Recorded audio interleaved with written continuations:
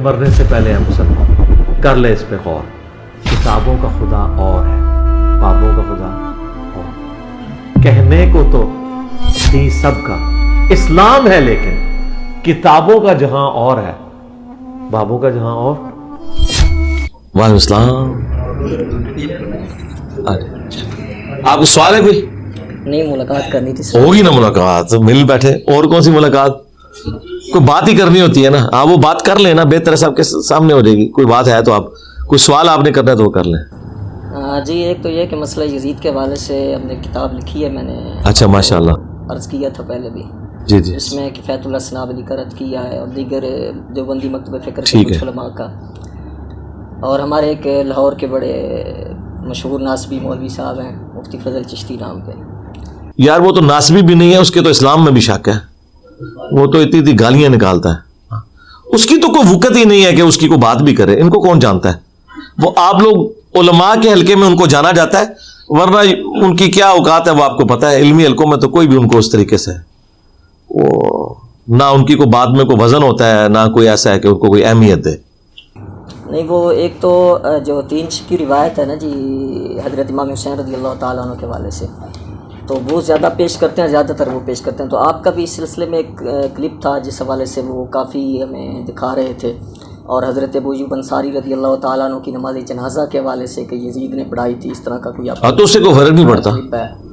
इमाम हसन का जनाजा मरवान ने पढ़ाया है, वो तो हुक्मरानों ने पढ़ाना था। साबित भी नहीं है, जब अबू अय्यूब अंसारी का नमाज जनाजा पढ़ाना जो है वो साबित भी नहीं है। हमने तो उनको यही कहा है, दलाल भी नहीं, अगर पढ़ा भी ले तो कोई फर्क नहीं पड़ता। उसकी वजह यह है कि रसूलुल्लाह अब्दुल्लाह इब्न उबई का जनाजा पढ़ाए, तो क्या अब्दुल्लाह इब्न उबई को कोई फर्क पड़ता है?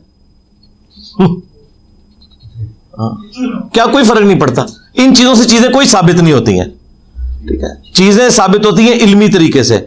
इस तरह इनडायरेक्टली किसी के कोई फजाइल साबित नहीं होते। ये एक जाली तरीका होता है चीज बनवाने का। भाई अब्दुल्लाह बिन उबई का तो नबी इस्लाम ने जनाजा पढ़ा ना, इमामुल अंबिया ने, तो कोई नफा तो नहीं हुआ उसको, रईसुल मुनाफिकीन ही कहा गया। हालांकि सिर्फ जनाजा नहीं पढ़ा, बुखारी मुस्लिम में है, लुआबे दान मुंह में टपकाया है, कब्र पे खड़े होकर दुआ की, अपना कुर्ता दिया, और कुरान में है कि नबी 70 दफा भी मगफरत करोगे, मैं तुम्हारी दुआ इनके हक में कबूल नहीं करूंगा, क्योंकि ये अल्लाह रसूल से जंग करने वाले हैं।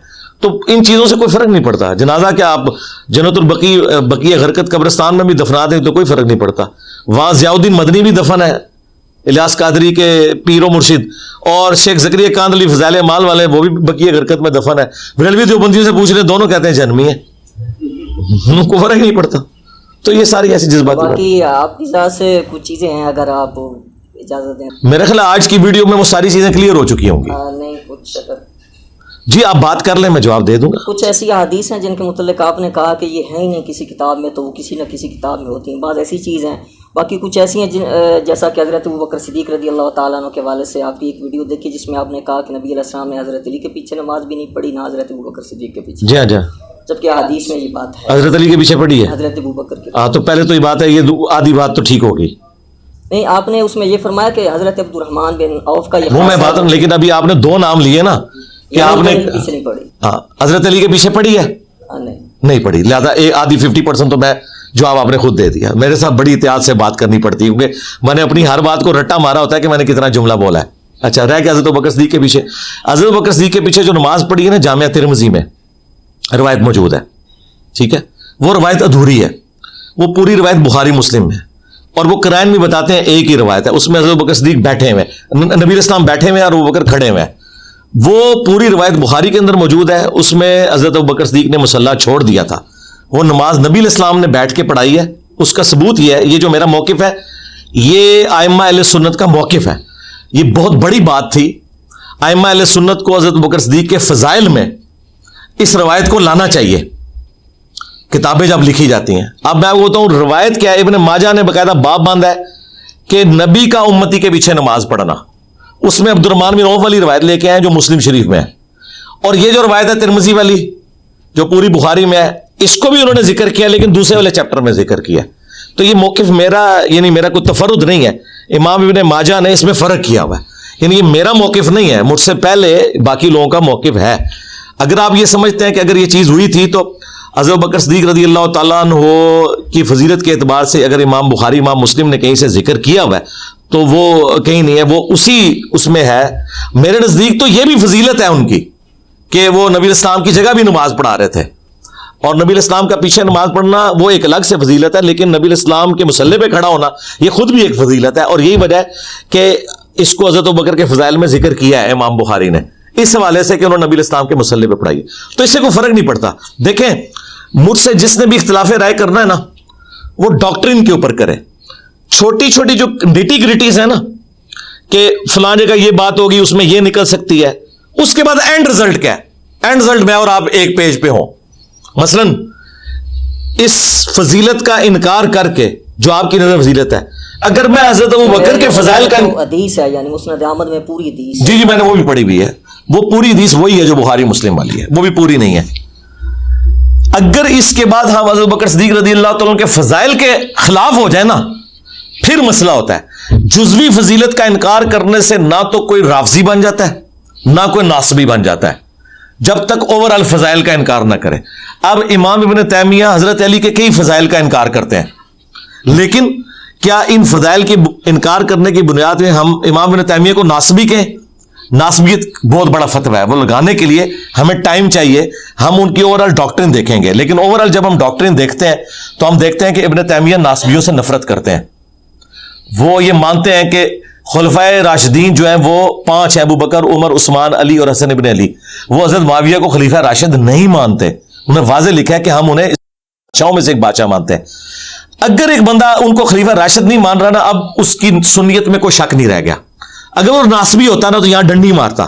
खुद इब्न तैमिया मान रहा है कि रबीउल अव्वल 41 हिजरी में हजरत हसन की सुलह होना, रसूलुल्लाह की पेशगोई पूरी होगी कि खिलाफत 30 साल तक रहेगी। अब ये वो बात है जो आज के वहाबी करार करते हुए डरते हैं। इब्न तैमिया लिख रहा है, तो इसका मतलब है कि अगर वो इस हदीस का इनकार कर रहा है ना कि अल्लाह उससे मोहब्बत रख जो अली से मोहब्बत रखे, उससे बुग़्ज़ रख जो अली से बुग़्ज़ रखे, वो इस जुज़ का इनकार करते हैं। मन कुन तो मौला वाली हदीस को ठीक मानते हैं, लेकिन उसके आखिरी जुज़ को वो कहते हैं ये साबित नहीं है। तो मैं नासबियत का फतवा नहीं लगाऊंगा, मैं कहूंगा यहां पे उनको गलती लगी है। हमारे लिए मुस्लिम की हदीस काफी है कि अली से मोहब्बत नहीं रखेगा मगर मोमिन, अली से बुग़्ज़ नहीं रखेगा मगर मुनाफिक, इसका तो वो इनकार भी नहीं करते। तो जुज़ियात में हो सकता है, इस तरह मुझसे भी इख्तिलाफ हो सकता है। ओवरऑल मेरी डॉक्ट्रिन पे कोई सवाल उठाए कि आपने जो ये एक हंगामा खड़ा किया है इस मसले में, ये टोटली फ्रॉड है। मसलन मैंने सूफिया के गुस्ताखाना बातों के ऊपर जो हंगामा खड़ा किया है, कोई आगे मुझे कहे कि नहीं, टोटली मैं ये कहता हूं आप जितनी गुस्ताखाना बातें बता रहे हैं कोई भी गुस्ताखाना नहीं है, सब इश्क रसूल की दास्तान है, लिवाई आज़म मिल लिवाई मोहम्मद। तो मैं तो मुमताज कादरी को फोन कर दूंगा कि ऐ जी बैठे चिश्ती साहब, मैं तो आप पे तो कुछ भी नहीं करना। अच्छा, तो डॉक्ट्रिन में अगर कोई इख्तिलाफ है वो जरूर डिस्कस करें। निटी ग्रिटीज में हो सकता है, मुझे खुद अपने आप से इख्तिलाफ है। हाँ, मुझे अपने ज़मीर से कई मामलात पे इख्तिलाफ है कि मैं उस शख्स को रज़ियल्लाहु अन्हु क्यों कहता हूं, लेकिन मैं इल्मी तौर पे चूंकि कायल हूं, मैं अपने नफ्स पे जबर करके रज़ियल्लाहु अन्हु कह देता हूं। तो मुझे तो अपने आप से भी इख्तिलाफ है। तो मैं अपने इख्तिलाफ के साथ एक जगह जमा हूं, तो आप भी कर सकते हैं। अच्छा, एक चीज़ और है जो आपने अभी भी कहा, यानी बयान में पहले भी ये सुना है कि हर किसी के पीछे यानी नमाज पढ़ने का मसला है कि आप यानी एक तरफ से तो आप कहते हैं कि फ़लाँ लोग जो हैं ये शिरक करते हैं, यानी फ़लाँ मदद मांगना शिरक है, फ़लाँ चीज़ शिरक है, फ़लाँ चीज़ शिरक है। यानी कोई शख्स अगर एक फेल करता है, अमल करता है, वो शिरकिया करता है, जब वो शिरक कर रहा है तो फिर उसके पीछे नमाज पढ़ने का आप हुक्म कैसे देते हैं? हाँ जी, पहली बात है आपको ही सवाल करना चाहिए था। कोई और होता तो वो कहता कि फ़लाँ शख्स गुस्ताखे रसूल है, तो आप उसके पीछे नमाज पढ़ने का क्यों कहते हैं, ये भी सवाल हो जाता है ना। तो दोनों चीजों को जमा कर लेते हैं। बरेलवी जब नहीं इसी का अगर दे दें, नहीं सरकार, मैं तो पूरा नहीं ना, मैं तो ज्यादा अच्छा। मैं बरेलवी जब अपनी मजलूमियत का इजहार कहीं करते हैं तो कहते हैं देखो जी अली भाई, एक तरफ कहते हैं हम शिरक करते हैं, फिर कहते हैं हमारे पीछे नमाज भी हो जाती है। अच्छा, फिर हम उनको कहते हैं कि यार अहले हदीस भी आपके बारे में कुछ सोचते हैं और आप अहले हदीसों के बारे में सोचते हैं कि गुस्ताखे रसूल हैं, तो अली भाई तो कहते हैं अहले हदीस के पीछे भी नमाज हो जाती है, जिसको बरेलवी गुस्ताखे रसूल समझते हैं। अब बजाय ये कि ये आपस में लड़ते हैं, मेरे खिलाफ हो जाते हैं कि वो तुसी गुस्ताखे रसूल पीछे नमाज पढ़ना सही कह रहे हो, वो कहते तुसी मुशरिक के पीछे नमाज पढ़ना। यार मेरे नाल क्यों लड़ते हो? झगड़ा तुहाडा अपना, वो ਤੁਹਾਨੂੰ कह रहे गुस्ताखे रसूल, तुसी उन्होंने कह रहे शिरक, मेरे नाल में लड़ते ने। अहले हदीस आके लड़ते हो, तुसी जनाब मुशरिकां दे पीछे नमाज नूं सही कह रहे हो, बरेलवी आके मैनूं कहंदे हो तुसी गुस्ताखाने रसूल पीछे नमाज नूं सही। अल्लाह दे बंदो, तुहाडीआं लड़ाइयां आपस लड़ो, मेरे नाल क्यों लड़दे हो? मैं ते तां मुजरिम होवां जे मैं कहां तुहाडे पीछे नमाज नहीं होती, तुसी कहो तू मेरे पीछे नमाज दा क्यों कहना है, तो मैं तो नहीं कह रहा, तो झगड़ा ही खत्म हो गया। ये झगड़ा उस वक्त होगा जब मैं कहूं कि आपके पीछे नमाज नहीं होती। अगर मैं कहता हूं आपके पीछे नमाज होती है और आप कहते हैं नहीं मेरे पीछे नमाज नहीं होती, भाई इसका तो मेरे साथ झगड़ा नहीं हो सकता। या दूसरा कोई कहता है तो दूसरे को पढ़ो, मनु ना पढ़ो, मेरा तो कोई कसूर नहीं। अच्छा, अब आ जाए उस पर, क्या खवारिज हजरत अली को काफिर कहते थे? जी हाँ, हजरत अली ने कभी उनको काफिर कहा? नहीं, उन्होंने फिर हजरत अली के पीछे नमाजें पढ़ी। यार तो अगली बात है, पहले तो ईमान तोल लेना। देखिए, अगर हम इल्मी बहसें करेंगे इसका मतलब है हम कोई सीखने नहीं आए, हम एक दूसरे को नीचा दिखाए। तो नीचा तो मैं तुहानू दसिया है कि आला हजरत कबर तो निकल आवन, ते भावें इब्ने तैमिया निकल आवे, ते भावें पीर मेहली शाह साहब निकल आवन, माजरत नाल इल्मी दलाइल है, इल्म दी दुनिया है, वो तो मैनू कोई नीवा नहीं कर सकता। मैं दस देंगा पीर मेहली शाह साहब ने किथे किथे दीन दे नाल जो कुछ किया है, उन्हें भी वस्ताइन बिसबरी वसरात याली मदद साबित किया होया जे। फिर मैं पूछना यार ये तो साबित होता है यार, इतना पढ़ा लिखा बंदा अल मदद या नमाज अल मदद या सबर पर साबित करता है, तो वो छड़ दो, वो मुकाबला नहीं। मैं सिंपल एक गल कर रहा तुहानू समझाने वास्ते, मैं टीचर हाँ, टीचर का काम है समझाना। मौला अली को खवारिज ने काफिर कहा, मौला अली ने खवारिज को कभी काफिर नहीं कहा। इसका मतलब है कि पहला क्वेश्चन तो हजरत अली पे है कि वो खवारिज जिनके बारे में बुखारी मुस्लिम में हदीस है वो दीन से निकल जाएंगे, और मुस्नद अहमद में जहन्नम के कुत्ते हैं खवारिज। हजरत अली उन्हें काफिर क्यों नहीं कह रहे? हजरत अली को कौन सी चीज रोक रही है उन्हें काफिर कहने से? उसकी वजह है कि वो ये समझते हैं, जो उन्होंने खुद कहा, कि इन्हें तावील की गलती लगी है। जब तावील की गलती लगी है तो फिर कुफर उनकी तरफ नहीं लौटेगा। लेकिन ये ना लौटने का मतलब यह नहीं है कि वो जहन्नम के कुत्ते नहीं है। हां, आज भी जो शिर्क कर रहा है इसका यह मतलब नहीं है कि वो जहन्नम का कुत्ता नहीं है। हम उसे मुसलमान समझेंगे। हाँ, आपने कहा नमाज पढ़ेंगे जी, अब्दुल्ला बिन उमर खवारिज के पीछे नमाजें पढ़ते थे, और अब्दुल्ला बिन उमर है जिसके ऊपर पूरी की पूरी यानी सूफियत खड़ी है कि वो कहते थे खवारिज बदतरीन मखलूक हैं। बुखारी में उनका कौल है तालीकन कि वो काफरों वाली आयात साहबा पे लगाते हैं। वो एक तरफ कह रहे हैं बदतरीन मखलूक, और दूसरा सुन कुबरा अल बैकी में वो खवारिज के पीछे और मुख्तार सखफी के मानने वालों के पीछे नमाजें पढ़ते थे। और लोग कहते थे क्यों पढ़ते हो, जिसे तुझे मन पूछा है, तो कहते सन कि भाई नेकी के काम में इनका साथ देंगे, बुराई में लग रहेंगे। तो आज भी बरेलवी देवबंदी अहले हदीस शिया अपनी खराबियों की वजह से खवारिज से तो गए गुजरे नहीं है, ठीक है, कि जिन्होंने डायरेक्ट साहबा को काफिर कहा। तो लिहाजा हम उनके ऊपर शरीय हुक्म भी खवारिज से कम वाला ही लगाएंगे। खवारिज के पीछे अब्दुल्ला बिन उमर नमाजें पढ़ते थे।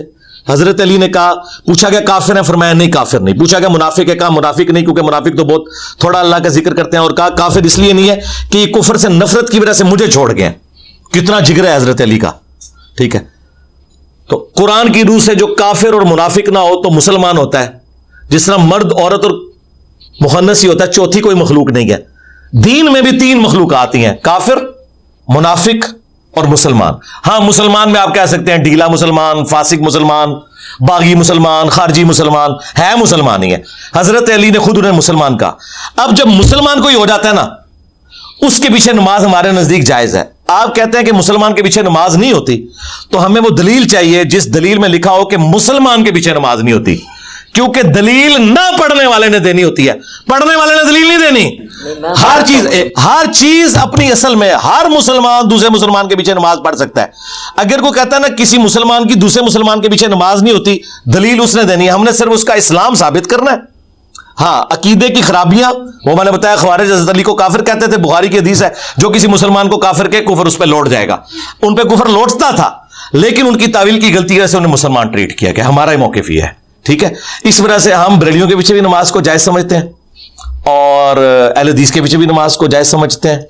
और खुद आप देखें, पीर मेहली शाह साहब को मिलने के लिए सनाउल्लाह अमृतसरी गए जब कादियानी के खिलाफ तहरीक थी। उन्होंने गोल्डा शरीफ अपने मुसल्ले पे उन्हें खड़ा करके पीछे नमाज पढ़ी है। तो आला हजरत के नजदीक पीर मेहली शाह साहब का निकाह टूट गया। हाँ, हाय हाय, देखो आज कितने दिमाग गया है मेरा, कितने दिमाग गया है मेरा। हाँ, जाहिर है नजदी को सलाम करना क्यों जी, दसो तुझी बरेलवी रहे हो, गलत पे कहना मैं। आला हजरत के नजदीक, आला हजरत अहमद बरेलवी के नजदीक आला हजरत गोलवड़ी का निकाह टूट चुका है, क्योंकि उन्होंने सनाउल्लाह अमृतसरी के पीछे नमाज पढ़ी है। और ये पीर मेहली साहब के हालात जिंदगी में मजार शरीफ से बाकायदा उनके मलफूजात जारी हैं, जिसमें लिखा हुआ है कि उन्होंने सनाउल्लाह अमृतसरी को कहा कि तुम नमाज पढ़ाओ, मैं पीछे पढ़ूंगा। कितने गहरी दिमाग मेरा। लेकिन हमारे नजदीक कोई निकाह नहीं टूटा, इसने करने से कुछ भी नहीं होता। ठीक है। आला हजरत गोलडवी जो थे उन्होंने वाबियों के खिलाफ पूरी कैंपेन चलाई है और मोहम्मद बिन वहाब को उन्होंने शैतान का सींग कहा हुआ है, फिर भी सनाउल अमृतसरी ने मसले दिखलाया। और देखो इब्ने अब्दीन शामी ने जड़ा झूठ मारिया सी ना ओ ने नजदी, वो पूरी हदीसां पीर मेहली शाह साहब ने फिट कीतियां ने वाबियां होते, फिर भी पीछे नमाज पढ़ी है। तो बस मैं पीर मेहली शाह साहब के नाल हाँ। ठीक हो गया जी। 2-3 बातें मैंने और करनी है, और अगर आप इजाजत दें तो या इसका भी जवाब दे दूंगा। नहीं, मैंने जवाब नहीं लेना आपसे, मैंने कुछ जवाब लेना। मैंने पीर मेहली शाह साहब का जो मंसूब है ये हमारे नजदीक ये वाकया साबित नहीं। तो वो जो गोल्डा शरीफ से उनके मलफूजात छपे हैं वो जाली हैं।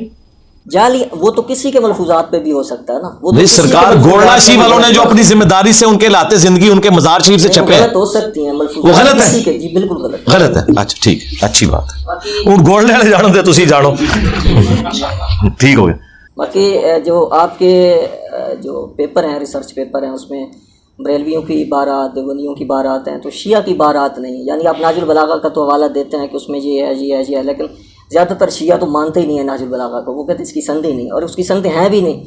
बाकी यानी जो बड़ी किताबें हैं जैसे उसूल अरबा है, उसमें से जो उनकी बड़ी बड़ी गुस्ताखियाँ हैं, जो बड़ी बड़ी चीज़ें हैं, या जैसा अंबिया से अफजल समझते हैं इमाम अहले बैत को, उसके मुतल्लिक़ आप उनकी वो बातें नहीं सामने लाते। ये लाए हो आपके सामने नहीं आई होंगी, आई हुई है। आप जाके लिखें क्या हजरत अली अंबिया से अफजल है, मेरा क्लिप खुल जाएगा। बाकी भी बार है, जिस तरह आप बरेलवियों के बारे में कहते हैं, तो वलियों के बारे में कहते हैं, इस तरह उनकी बारात भी नहीं लिखी आपने, उस तरह नहीं लेके आए। चले, ये तो आपका सवाल है, इसका जवाब मैं दे देता हूं। उसकी वजह है, सबसे पहले मेरा ये प्लेटफॉर्म सुन्नी प्लेटफॉर्म है। सबसे पहले जब सुन्नी प्लेटफॉर्म है तो किताबें भी यहां सुन्नियों की रखी हुई हैं। दुनिया में 85% मुसलमान सुन्नी है, तो मेरे लेक्चर भी 85% सुन्नियों पे ही होंगे। ये हो नहीं सकता कि जो सुन्नी है वो अपनी जान छुड़ाए ये कह के कि आप उनके पीछे हो। उनके पीछे तो आप सारे लगे हुए हैं। देखें, आपने देखा है जितनी भी तहरीकें सुन्नियों में उठी है ना, दिफाए साहबा उठी है। आज तक दिफाए अली तहरीक कोई उठी है? क्यों? क्या नासबियों के खिलाफ लड़ना शिया का काम था, सुन्नियों का नहीं था? सपाए साहबा लड़ती है हमेशा अबू बकर, उमर और उस्मान के हक में। साहबे कराम के हक में, अहले बैत के हक में क्यों नहीं लड़ते? इसलिए नहीं लड़ते, वो कहते हैं नासबियों को रोकना हमारा काम नहीं, शिया रोकेंगे। नहीं, तो लड़ते हैं नेचुरल। ये आपको पता है, मुझसे ना बात करें। अगर कोई है तहरीक तो मुझे बता दे जिस तहरीक को पजीराई मिली हो। ठीक है, तो बात यह कि वो क्यों कर रहे होते हैं, वो इसलिए कर रहे होते हैं कि उन्होंने उसको ऑन लिया हुआ है। अब मैंने, चूंकि एक अहले सुन्नत का प्लेटफॉर्म है, रह गया मेरा यह दावा है कि शिया के जितने अकायद से मुझे इख्तलाफ है, मैं बहुत बड़ी बात करने लगूं, उन तमाम अकायद पे सिर्फ मेरी वीडियोज हैं जो मैंने रद्द पे की हुई हैं। अभी यूट्यूब खोल लें, मुझे जरा किसी सुन्नी आलिम की कोई वीडियो दिखाएं अकीदा इमामत के रद्द के ऊपर, और वो मुझे दिखाना है जरा वो कितने बंदों ने देखी और कितने मुसलमानों तक वो बात पहुंची है। मैं दिखाऊंगा मिलियंस में व्यूज है। अच्छा जी, दूसरा मातम के ऊपर इख्तलाफ है, मेरी वीडियोस मिलियंस में व्यूज हैं। जरा मुझे बताएं मातम को गलत नहीं कहना, उनके दलाइल का इल्मी जवाब देना है, सिर्फ मैंने दिया है। सरकार ये भी भूल जाए, शिया का रद्द भी और इससे बढ़कर कादियानियों का भी इल्मी रद्द सिर्फ मैंने किया, बाकियों ने सिर्फ खत्म नबूवत पे चंदे बटोरे हैं। ये जो पीर मेहर शाह साहब या उसकी अपनी खतो किताबत है, उसको आज का नौजवान क्या समझता है, या उसमें से क्या किसी की इस्लाह हो रही है? इस्लाह यह है कि इस वक्त जो खत्म नबूवत तहरीक है कोई भी चला रहा है, वो कादियानियों के ऊपर जो इल्मी रद्द कर रहे हैं, जरा मुझे कोई एक बंदा बताए कि इसने कादियानियों के ऊपर ये 30 लेक्चर रिकॉर्ड कराएंगे, 10 लेक्चर है, उनकी एक एक बात का इल्मी जवाब दिया। मेरे अलावा अगर कोई बंदा है तो मुझे पेश करते हैं। खादम रिजवी का एक लेक्चर मुझे दिखाएं, साद रिजवी का एक लेक्चर दिखाएं जिसमें उसने गुलाम अल कादियानी दज्जाल के दज्जाली अकीदों का रद्द किया हो, एक लेक्चर। तो खत्म नबूवत में मैं कह रहा हूं मेरे जैसा कोई है ही नहीं, इसलिए नहीं मैं चंदे बटोर रहा हूं, इसलिए कि आपको बताना पड़ता है कि जिन बुजुर्गों के ऊपर आप लोग लाइक कर रहे हैं वो कहानियां कराने रहे, किसी ने कोई खिदमत नहीं दीन दी की थी। ऐ तो मनु दस दो ना, मनु जरा दसो केड़ा केड़ा बरेलवी आलम है, केड़ा केड़ा देवबंदी है जिन्हें कादियानी दा इल्मी रद्द किया है। इंजीनियर वेगा वीडियो तनु दो जी, यूट्यूब ऑन करके कटो। मैं शिया के सारे कायद पे जितनी आप ये बातें कर रहे हैं इसमें भी मेरी वीडियोस रिकॉर्ड है। और इवन जब हजरत माविया को इन्होंने लानत की थी तो मेरी उस पर भी 2 घंटे की वीडियो आई थी। जब हजरत अबू बकर सिद्दीक रज़ी अल्लाह तआला की गुस्ताखी की थी उसमें मेरी 2 घंटे की वीडियो आई थी। वो वीडियोस की जरा व्यूअरशिप देखें, और लाखों में लोगों ने वीडियोस देखी हैं, मैंने हर बात पे बोला हूं। हां, अब ये बात कि गुस्ताखाना इबारतों के ऊपर जिस तरह मैं इनको करता हूं, उसकी वजह यह है मेरे भाई, जब हर बरेलवियों का मौलवी उठ के मेरे खिलाफ क्लिप बनाएगा, जरा मुझे जरा बताएं कि शिया के कितने उलमा ने मेरे खिलाफ क्लिप बनाए हैं कि गुस्ताखे रसूल है। ਜਦੋਂ ਤੁਹਾਡਾ ਹਰ ਮੌਲਵੀ ਉੱਠ ਕੇ ਮੈਨੂੰ ਕਹੇਗਾ ਗੁਸਤਾਖ ਗੁਸਤਾਖ, ਤੇ ਮੇਰੇ ਕਲਿੱਪ ਵੀ ਉसी ਹਿਸਾਬ ਨਾਲ ਆਉਣਗੇ। ਇਹ ਹੁਣ ਵੇਖੋ, ਇਹਨਾਂ ਨੇ ਕੰਪੇਨ ਚलाई, FIR कटवाई, तो मैंने दोबारा से अजम माविया का जिक्र, हालांकि हमने लाइव सेशंस में बैन किया हुआ है, कोई हम जवाब नहीं देते। हम तो यार बनु मैया को मार चुके हैं, अब तो हम इस काबिल नहीं समझते कि इन मरे हुई लाशों को डिस्कस करें। मैंने इतनी वीडियोस रिकॉर्ड, मैं नहीं डिस्कस करता, लेकिन आजकल को कोई फिर एक कंपेन उठाए कि ये माविया का गुस्ताख है, मैं अगली इतवार फिर ठोक देवांगा, सीधी जी गल है। और नहीं बोलेंगे, मैं नहीं बोलांगा। किधर बिलाल बताओ, कितने लाइव सेशन में सवाल आते हैं, 1 साल हो गया, एक जवाब भी नहीं दिया। तो बरेलवियों का मसला यह है कि उनका हर मौलवी उठ के मुझे गुस्ताख कहता है, तो फिर मैं उसको जवाब देता हूं। अब शिया भी जहां पे कोई इस तरीके से हंगामा खड़ा करेंगे तो वो बातें रिपीट करूंगा, लेकिन वीडियोस रिकॉर्ड है। और सबसे बड़ी बात कि सिर्फ मेरी है, जिनकी आप बात कर रहे हैं उन्होंने तो कुछ भी नहीं सुन्नियत के लिए किया, ना उन्होंने नासबियत के लिए कुछ किया।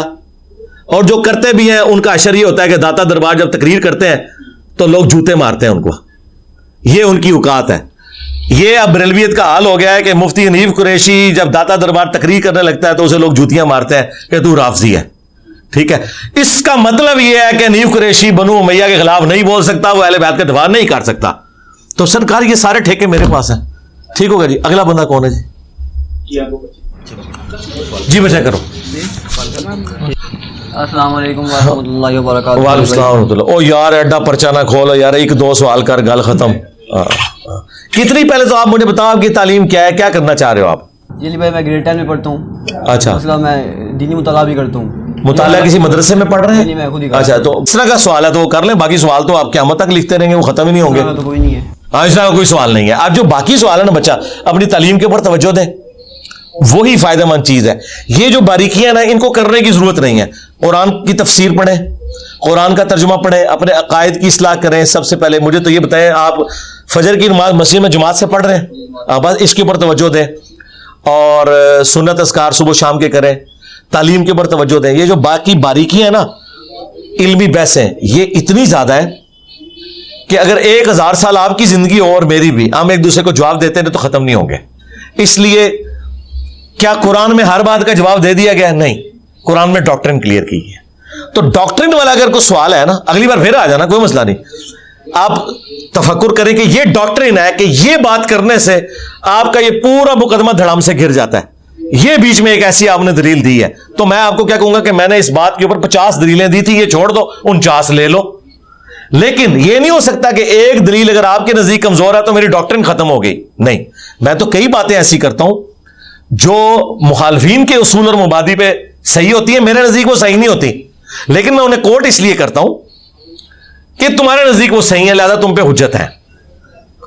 कई ऐसी हदीसें होती हैं जो मेरे नजदीक ज़ईफ होती हैं, लेकिन मेरे मुखालफीन उस उसूल को सही मानते हैं, तो मैं उन्हें कहता हूं कि तुम्हारे नजदीक ये हदीस सही है, लिहाजा मैं तुम्हें दलील के तौर पर पेश करूंगा।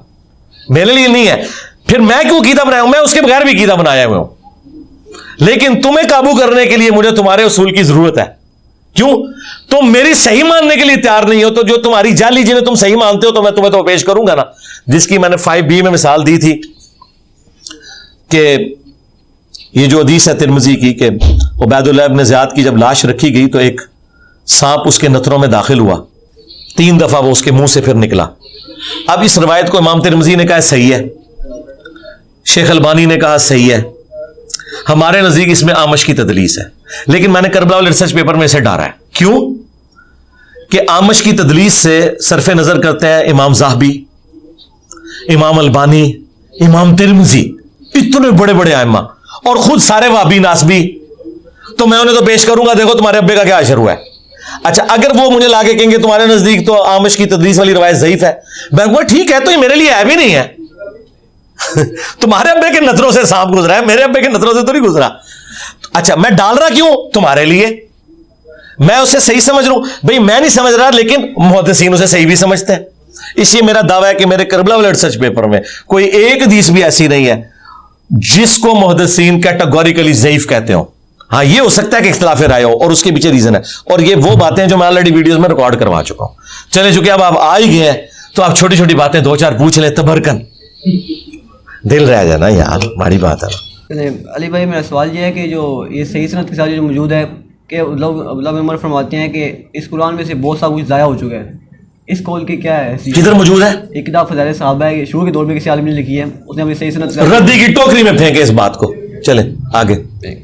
ऐसी उसे मुस्लिम में रवायत है कि तुम्हारे फरूक के पास एक शख्स आता है और कहता है मुझे गुस्ल फ़र्ज हो गया, तो वो कहते हैं तुम नमाज ना पढ़ो। फिर जी जी, ये हदीस मुस्लिम के अंदर मौजूद है और 2 दफा लाइव सेशन में मैं कह चुका हूं कि हजरत उमर ने गलत किया है। हम अम्मार बिन यासिर के साथ हैं, हजरत उमर की ये गलती है। इंसान थे ना, क्यों नहीं यार, इससे बड़ी गलती है उन्होंने अजतमतों पर बंदी लगाई है, मेरी वीडियोस रिकॉर्ड है, इससे क्या हो गया यार? किसी बड़े बंदे से गलती होने का मतलब ये कैसे हो गया कि उसका मर्तबा खत्म हो गया? ठीक है, हजरत यूनुस अलैहिस्सलाम से जब गलती हुई है तो उनका मर्तबा तो नहीं खत्म हुआ, उल्टा उनकी 1.5 लाख की जो उम्मत थी उससे अज़ाब टल गया। ठीक है, तो कोई फर्क नहीं पड़ता। ये जो रवायत है कि इब्न उमर हवारी जो मुख्तार सक़फ़ी के मानने वाले के पीछे नमाज पढ़ते हैं, हाँ जी, हाँ जी, इस रवायत में ये जो यूनुस बिन उबैद मुदल्लिस है और उसका नाफिज़ समा साबित नहीं है। जी साबित है। हमारे जो शेख थे ज़ुबैर लिज़ई साहब, वो तदरीस के मसले में बहुत क्रिटिक थे। उन्होंने अपने मक़ालात के अंदर इसकी सनद के ऊपर सेहत का हुक्म लगाया हुआ है। हम उनकी सेहत के ऊपर एतबार करते हैं। और अगली बात, अगर डॉक्ट्रिन की बात करते हैं तो ये जो पार्टी हमें ये पेश कर रही है, इन पार्टी के नजदीक तो हजरत उस्मान के जो कातलीन थे वो यहूदी थे। तो बुखारी में 695 नंबर है कि हजरत उस्मान ने कहा इनके पीछे नमाजें पढ़ो। तो इनके नजदीक तो हजरत उस्मान तो यहूदियों के पीछे नमाज पढ़ने के कायल है, तो खारजियों के पीछे भी नमाज हो जाती है अगर बलवाइयों के पीछे हो जाती है। डॉक्ट्रिन मेरी अपनी जगह कायम है, समझ आई? तो ये रवायत छोड़ दें, बुखारी की ले लें। हाँ, अब बच्चा आपको समझ आ गया। अब आपने हमारे बिलाल भाई को तंग नहीं करना। किधर गए बिलाल भाई? अच्छा अच्छा, ठीक। हर स्ट्रीम पहुंचे होंगे ऐसे से सवाल है कि मैं फिर क्या बुलाओ थे। से मुस्लिम में रवायत है जो कबीला सकीफ में कज़ाब होगा, तो मुस्लिम मेदी में वजाहत मौजूद है कि ये जो कज़ाब है ये मुख्तार सक़फ़ी है। देखें, मुस्लिम शरीफ में जो है ना, वो सिर्फ दज्जाल का जिक्र है कि उन्होंने उसको कहा, कज़ाब का जिक्र जो हज्जाज इब्न यूसुफ को, और दूसरा जो है वो माजूब है, उन्होंने कहा हम कज़ाब तो देख चुके और जालिम तू है हज्जाज इब्न यूसुफ। मुस्लिम शरीफ में तो जिक्र नहीं है कि ये अबू बैदा सक़फ़ी है। अच्छा, इमाम तिरमिज़ी ने कहा कि कहा जाता है कि वो है। ठीक है, अहले सुन्नत अहले तशय्युअ में 2 राय एग्जिस्ट करती हैं। हमारे पास कोई मजबूत बात ऐसी कोई मौजूद नहीं है स्पेसिफिकली कि हम उसकी बुनियाद के ऊपर मुख्तार सक़फ़ी के ऊपर उसे फिट करें। मुस्लिम में हदीस है ना, मुस्लिम मेदी में क्या कि वो जो कज़ाब है वो मुख्तार सक़फ़ी है? नहीं, हदीस तो हो ही नहीं सकती, क्योंकि वजह है कि नबी इस्लाम ने तो नाम ही नहीं लिया जहाज का भी, तो मुख्तार का नाम कैसे ले लिया आपने? हदीस नहीं होगी, कौल होगा किसी का। और ये जो मुस्नद अहमद और इब्ने माजा से पेश करते हैं ना रवायतें, उन रवायतों में कलाम है इस हवाले से कि वो वैसे नहीं है जैसे ये समझ रहे हैं कि उसने दावा नबूवत कर दिया हो। मुझे बताया, अगर दावा नबूवत किया होता तो मुख्तार सक़फ़ी के जो मानने वाले लोग हैं उनके पीछे अब्दुल्ला बिन उमर नमाजें पढ़ते, नंबर 1। नंबर 2, उनको बकायदा वो ज़कात और बैतुल माल में सारी चीजें जमा करवाई जाती थी। अगर इसके बावजूद अगर कोई कहना चाहता तो क्या ले, इससे मेरे मुकदमे में क्या फर्क पड़ता है? मैं तो उसकी काम की तारीफ करता हूं, उसने कातलीन हुसैन से बदला लिया। ठीक है ना, तो अल्लाह ताला तो फासिक से भी दीन का काम ले सकता है। चलो तुम लोग फासिक कह लो, ठीक है, लेकिन इसके पीछे कातलीन हुसैन को तो ना रदी अल्लाह अन्हु को, उनसे तो हमारी दुश्मनी अपनी जगह। अगर कोई मुहद्दिस की रावी पर जरा करता है और उससे कहता है ये रावी ज़ईफ़ है और जरा की वजह बयान नहीं करता, जरा मुबहम है, तो वो क्या उज्जत नहीं होगी? जरा नहीं, कोई उज्जत नहीं होगी। उसकी वजह यह है कि उसे दलील देनी पड़ेगी। और बाज़ औक़ात कोई अगर एक्सपर्ट कह रहा होता है ना तो उसके पास दलील होती है। ये जरूरी नहीं कि उसने आपसे दलील जिक्र करनी है। वो फिर जो एक्सपर्ट्स होते हैं ना, वो किताबों से देखते हैं कि इसने किस दलील की बुनियाद पे कहा। वो कई उन्होंने लिखी भी होती हैं। सिर्फ जरा के बाद भी आप डिसाइड नहीं कर सकते जब तक आप उससे पूछ के वो दलील ना कर ले। और जरूरी भी नहीं होता किसी की जरा आप मान भी लें। मसलन इमाम मालिक ने कहा कि मोहम्मद बिन इसहाक जो है दज्जाल है जी। हम मोहम्मद बिन इसहाक को अपना इमाम मानते हैं। इमाम मालिक की बात को रद्दी की टोकरी में फेंकते हैं क्योंकि 50 मुहद्दिसीन ने उसकी तौसीक की है। इमाम मालिक जो है वो यानी उनको गलती लग गई है। ठीक है, अब इतना बड़ा इमाम है, वो दज्जाल एक रावी को कह रहा है और मुहद्दिस उससे हदीसें ले रहे हैं। तो अगर इमाम मालिक को गलती लग सकती है कि जिसे वो दज्जाल कह रहे हैं हमारा वो इमाम है, तो बाकी तो शाही कोई नहीं। ज़ईफ़ शरीफ तो छोटी चीज रह गई। ठीक है, अगर कोई रावी कोई मुहद्दिस किसी रावी को मुदल्लिस कहता है और उस मुहद्दिस की उस रावी से मुलाकात नहीं है, तो उस रावी पे तदलीस का इल्जाम माना जाएगा या नहीं माना जाएगा? नहीं, तदरीस उसने किसी बुनियाद उस मुलाकात होना तो जरूरी नहीं। मेरी मुलाकात है क्या आमश से, मैं अगर उसे मुदल्लिस कह रहा हूं किसी बुनियाद पे कह रहा हूं ना, तो वो तफसील होती है कि वो क्यों कह रहा है। अगर तफसील ना हो फिर नहीं मानी जाती बात। ये शरीकुल काजी है, इसको पहली बार शरीक तो बड़े कमजोर से धागे से बंधा हुआ है भाई। उसके ऊपर तो बड़े इल्जाम आते हैं। हम तो फिर भी उसे सिक्का सदूक मान रहे हैं। अहले सुन्नत में कई लोग तो उस रावी को ही सही मानने के लिए तैयार नहीं है, वो तो बेचारा कमजोर धागे से बंधा हुआ है। मैं तो सिर्फ मुदल्लिस कह रहा हूं ना। अहले सुन्नत में कितने लोग हैं जो उसको रावी को एक मजरूर रावी के तौर पे मानते हैं, हम तो फिर भी उसे अहले सुन्नत मानते हैं। तो वो कोई ऐसा मुतबरक बंदा नहीं है जिसका आपने दिफा करना है, ठीक है। मैं तो मुदल्लिस कह रहा है सिर्फ। मैं ये कह रहा हूँ कि शरीक पे हाफजे की जरा, इसका हाफजा भी ठीक नहीं जरा हुई है, उसको जो मुदल्लिस भी कहा, लेकिन जिन लोगों ने फिर इल्ज़ाम लगाया ना, किसी की भी इससे मुलाकात नहीं है। पहली बार मुदल्लिस को इमाम हज़म ने पहली बार मुदल्लिस कहा है, वो के 300-400 साल बाद इसके यहाँ हैं, तो फिर इस पर तदलीस का इल्ज़ाम किस तरह माना जा सकता है? चले इसके ऊपर कोई तहकीक की जा सकती है। बारी तहकीक में शरीक अल कादी मुदल्लिस है। हाफिज़ इब्न हजर कहते हैं ये तदलीस से बड़ी है। चलो किसी के एक के कहने से कोई बरी नहीं हो जाता। ये हाफिज़ इब्न हजर की जो तबक़ाती तक़सीम है मुदल्लिसीन की बनाई है, नहीं, हम नहीं क्या मानते, है? नहीं मानते, नहीं मानते, उनकी अपनी है ना। अच्छा, ये जो फ़ज़ाइल में जब ज़ईफ़ हदीस की कबूलियत की बात आती है तो इमाम मुस्लिम का कौल पेश करती हैं। जो इमाम मुस्लिम का कौल है वो एक तरफ है, इमाम नववी, इमाम ज़ाबी, बाकी मुहद्दिसीन का कौल एक तरफ है। तो जमहूर मुहद्दिसीन को हम देखेंगे या इमाम मुस्लिम को? पहली तो बात है ज़ाबी या नववी क्या शायद मुस्लिम के मुकाबले पे, नंबर 1। नंबर 2, मुस्लिम ने जो मौक़िफ़ अडॉप्ट किया उसकी बरकत तो हमें नजर आ रही है कि इन सारी ज़ईफ़ रवायतों से इन्होंने अकीदे बना लिए हैं।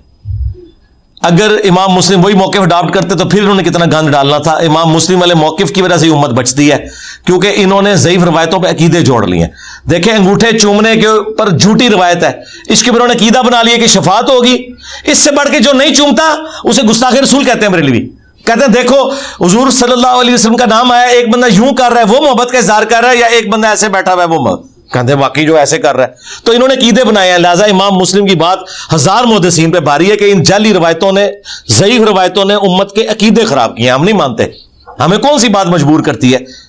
अगर मुहद्दिसीन इस बात पर इजमा कर लें कि फ़ज़ाइल में ज़ईफ़ हदीस कबूल है, फ़ज़ाइल में रह नहीं रही, उसकी वजह फ़ज़ाइल में नहीं रह रहे, अकीदा बनाया हुआ है। नहीं, मैं वैसे बात कर रहा हूँ। अगर कोई लेना चाहता है जरूर ले, बरेलवी फ़ज़ाइल तक ले, ये अनाउंसमेंट करें कि जो अंगूठे नहीं चूमता वो हमसे बड़ा आशिक़ रसूल है, क्योंकि वो दुरूद शरीफ पढ़ रहा है। तो मैं कहूंगा कि मैं रवायत को मानने के लिए तैयार हूं। ये कहते हैं वो गुस्ताख़ रसूल है, इतने जालिम है। तो मुहद्दिसीन का ये जो बाला कहते हैं ना कि ज़ईफ़ रवायतें उन्होंने कबूल की हैं, तो उन्होंने फ़ज़ाइल में कबूल की हैं, कीदों में नहीं की। ये कीदा बनाते हैं उससे। अब आपको समझ आई? समझ रहे हैं ना? हाँ। अगर इमाम अगर बैठ कर नमाज पढ़ाए तो मुफ्ती भी बैठ के पढ़ेंगे या खड़े होकर पढ़ेंगे? ना बैठ के पढ़ेंगे ना खड़े होके, क्योंकि 5 मिनट रह गए और पीछे से पुलिस वालों ने बंद कर देना। बहरहाल वो जो रवायत है ना बुखारी की, वो मनसूख है, जिसमें नबी अलैहिस्सलाम फरमाया कि अगर इमाम बैठा हो तो तुम भी बैठ जाओ, क्योंकि उससे अगली हदीस इमाम बुखारी लेके आए कि आखिरी नमाज जो हुजूर ने पढ़ाई है ना वो बैठ के पढ़ाई और साहबा ने खड़े होकर पढ़ाई। और इमाम बुखारी ने कहा है कि ये इस बात की दलील है कि वो मनसूख है, कि इमाम ये हदीस थी बुखारी में कि हुजूर ने फिर डांटा साहबा को कि जब मैं बैठा था तुम भी बैठ जाते, लेकिन उससे अगली हदीस में कि उसके बाद आपने एक नमाज पढ़ी आप बैठे और पीछे खड़े हुए, वो उसकी नासिक हदीस है। आज की डेट में अगर कोई इमाम कमजोरी की वजह से बैठ के नमाज पढ़ाता है या बीमार होने की वजह से, तो मुक्तदी नहीं बैठेंगे, वरना उनकी नमाज नहीं होगी। वो हदीस मनसूख हो चुकी है। बस बहुत है यार। आखिरी सवाल ये है, इमाम अबू हनीफा पर जो जरा हुई है इसके मुतालिक थोड़ी वजाहत कर दें। मुझे कोई गर्ज नहीं इमाम हनीफा पे जरा करने वालों के साथ, ना इमाम हनीफा के साथ। भाई मेरा इमाम तो हुआ है जिसी कब्र मदीने में। जी जरा साबित है, बहुत सख्त जरा साबित है। जी जी सही समय से साबित है। हाँ, और जो ये उनकी फजीलत भी बता रहे हैं ना कि जी इमाम मालिक कहते थे कि अबू हनीफा जो है वो अगर इस तून को कह दे सोने का तो साबित कर देगा, तो ये कहते हैं उनकी तारीफ की है। तारीफ नहीं की है उन्होंने, असल में ये कहा है कि भाई ये इतना है कि ये, यानी मैं अब कहना नहीं चाहता कि झूठ को भी सच साबित कर देगा। ये तारीफ नहीं की, ठीक है। ताला लगा देना। और मुस्नद अहमद में अहमद बिन हंबल कहते थे अबू फलाना, ये मुस्नद अहमद के अंदर मौजूद है। हाँ, नाम भी नहीं से लेते पूरा। हाँ, और फिरकों की दुकानें बंद, द डैमेज डन। और फिरकों की दुकानें बंद, द डैमेज डन।